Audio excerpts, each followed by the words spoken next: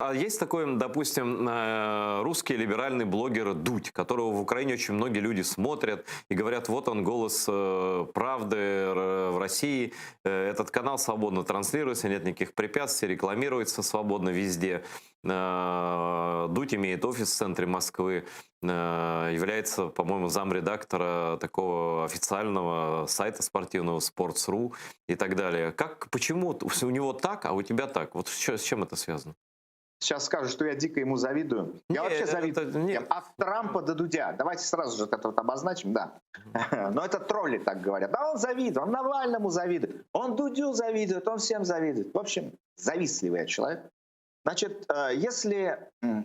Понимаете, дело в том, что можно сколько угодно называть себя оппозиционером, да, и пытаться с ними договориться. А если ты начинаешь пытаться договариваться с фашистами, ты становишься фашистом.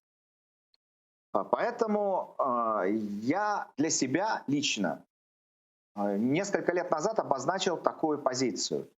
Либо ты с фашистами, либо ты против них. То есть ты становишься антифашистом.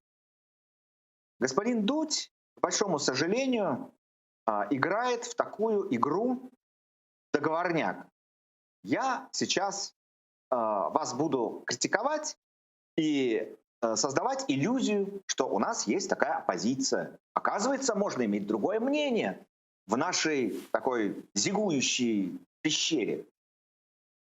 И очень многие люди начинают в это верить, к большому сожалению. Дудь — это такой, как бы сказать, это такой Владимир Познер для молодежи.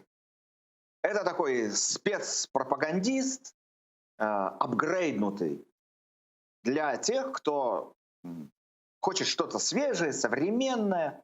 Ну вот для кого-то Навальный оппозиционный политик, для кого-то Дудь оппозиционный журналист. Естественно, ему не будет вставлять палки в колеса, потому что он не угрожает системе. Он не антифашист. Он с ними. Он играет в их фашистские кубики, в их игры. И он им подыгрывает. Да, в том числе и в деле создания иллюзии некоего плюрализма мнений. Никакого плюрализма там, конечно же, нет. Никакого плюрализма. Более того, у господина Дудя, естественно, это удачный очень такой фашистский бизнес-проект, внутрифашистский.